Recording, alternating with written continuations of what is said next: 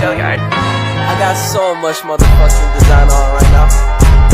Bring it down, bring it back, make it clap. I got 3 old thoughts, new guap, wear that thing. Bitches on my line, and you know.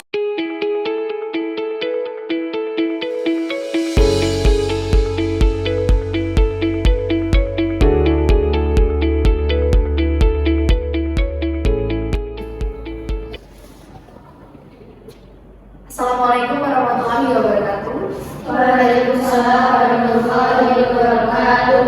Ya, alhamdulillah pada hari ini berjumpa lagi dengan saya pada mata pelajaran ekonomi kelas 10. Apa kabar hari ini anak-anak? Baik. Ya, alhamdulillah baik semua. Jadi, apakah ada yang tidak masuk hari ini? Iya. Ya, alhamdulillah. Jadi pada hari ini kita akan mempelajari tentang sistem pembayaran. Nah, apa itu sistem pembayaran, jenis-jenis sistem pembayaran, ini nanti akan kita pelajari lebih dalam pada pembelajaran kali ini. Jadi pada awalnya, zaman dahulu, sistem pembayaran yang digunakan oleh masyarakat adalah sistem pembayaran barter, yaitu dengan cara menukar barang.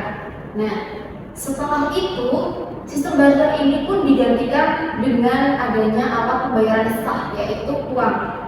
Nah, setelah munculnya alat pembayaran yang sah ini, sistem barter juga mulai ditinggalkan. Dikarenakan apa? Dikarenakan alat pembayaran yang sah ini pun dapat memudahkan transaksi yang terjadi. Lalu, pada zaman ini, sistem pembayaran itu ada dua. Yang pertama ada non tunai dan juga ada tunai.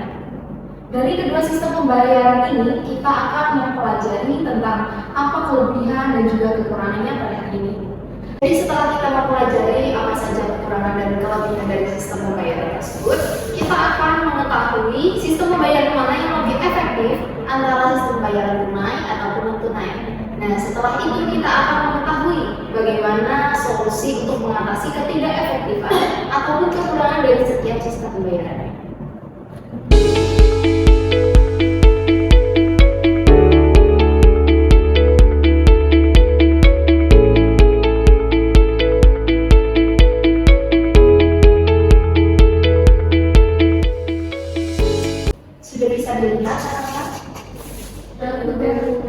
Ya, sebelum kita memahami lebih lanjut apa itu sistem pembayaran tunai dan non tunai, mari kita simak video berikut ini. CBDC Indonesia yang juga disebut digital rupiah. Digital rupiah merupakan sumbangsi Bank Indonesia kepada negara dan perjuangan menjaga kedaulatan rupiah di era digital. Untuk membahasnya sudah bersama saya Andi Luhur dari Ekonomi Indef. Selamat pagi Mas Suda. Mas Suda terkait dengan Bank Indonesia membuat konsep rupiah digital untuk membendung pengaruh kripto. Bagaimana Anda? Iya, jadi kalau kita lihat memang langkah bank sentral untuk menerbitkan berpaper ya tentang rupiah digital ini, saya cukup patut diapresiasi ya, karena memang kalau kita lihat kan perkembangan zaman kan memang tengah berubah nih dari open corner masuk dalam digitalisasi pembayaran. Nah, ini menurut saya satu langkah yang bagus untuk bisa memberikan alternatif bagi perbankan maupun masyarakat nantinya untuk bisa menggunakan apakah menggunakan rupiah fisik atau rupiah digital. Ya, tapi kan sebenarnya kalau kita mengenai ruang kripto sendiri ya Mas, berdasarkan dari data BPS di September 2022 saja sudah mencapai 260 triliun. Apakah kita tidak terbilang telat untuk menggunakan rupiah digital ini Mas? Ya, sebenarnya kan berbeda ya Mas ya, antara rupiah digital dan aset atau investasi kripto yang ini tetap kepada kan sebenarnya dia hanya sebagai aset investasi, bukan sebagai alat pembayaran yang sah. Kemudian sistemnya pun berbeda sebenarnya. Jadi jika aset kripto itu ada dia decentralized atau penggunanya bisa menentukan nilai tukarnya.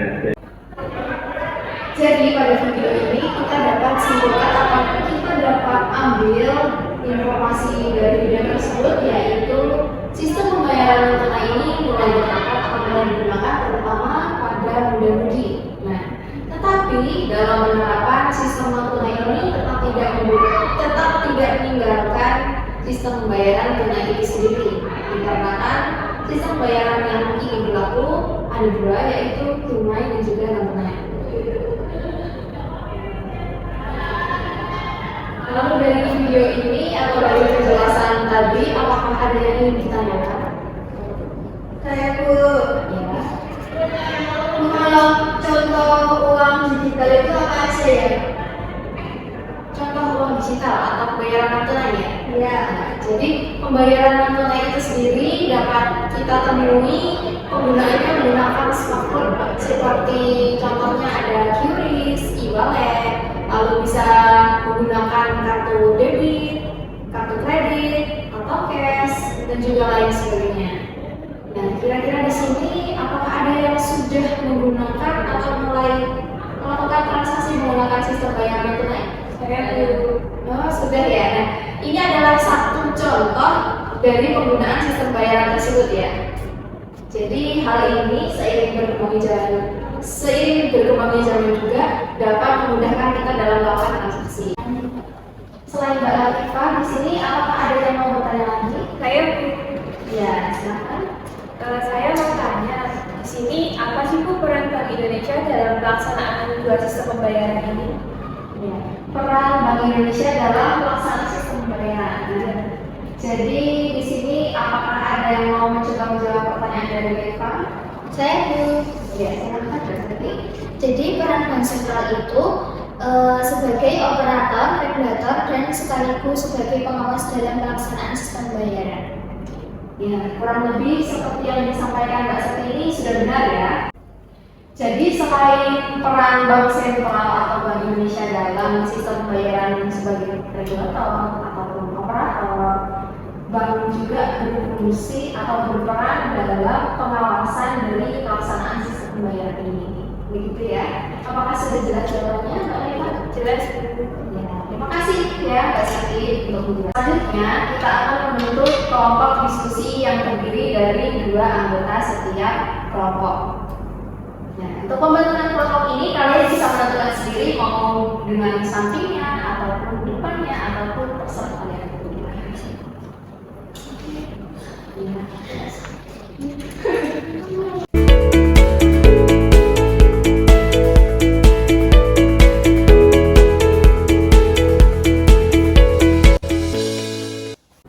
Baik, jadi sekarang setelah kita membentuk kelompok diskusi, tugas kalian adalah mencari informasi menggunakan media buku boleh, menggunakan media internet juga boleh, tentang kelemahan dan kelebihan sistem pembayaran tunai maupun non tunai, lalu mencari tahu tentang sistem pembayaran mana yang lebih efektif digunakan, dan juga mencari solusi mengenai kekurangan atau ketidakefektifan dari sistem pembayaran tersebut. Apakah ada yang ditanyakan dari tugas tersebut? Ya, bisa dikerjakan ya. Terima kasih.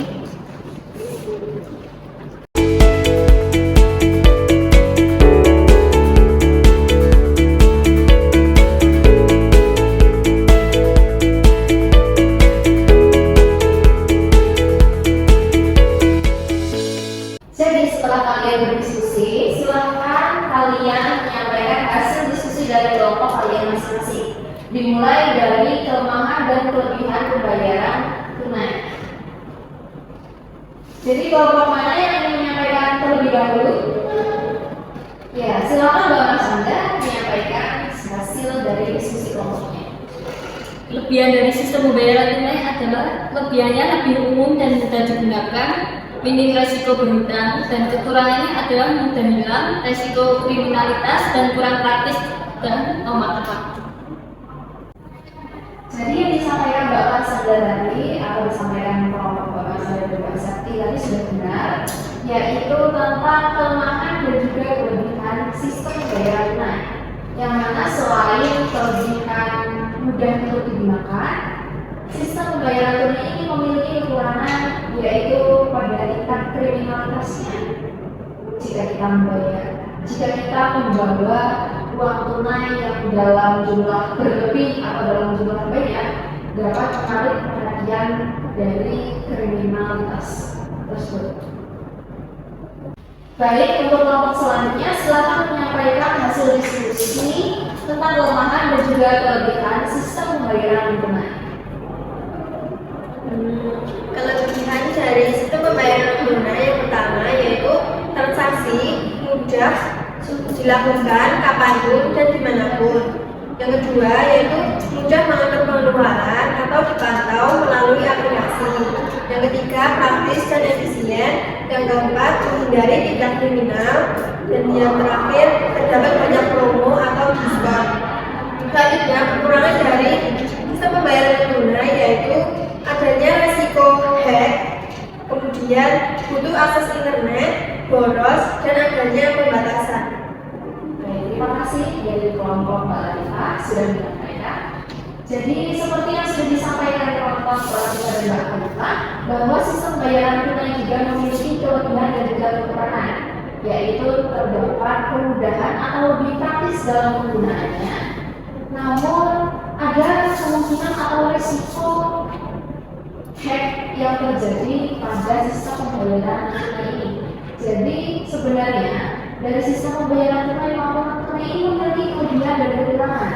Dan setelah kita mempelajari tadi tentang kelebihan dan kekurangan ini, selanjutnya kita akan membahas mengenai sistem pembayaran mana yang lebih efektif antara tunai dan non tunai.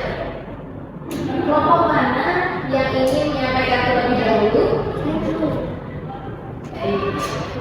Dikarenakan kelompok Mbak Sekti terlebih dahulu mengangkat tangan, silakan Mbak Sekti bisa disampaikan.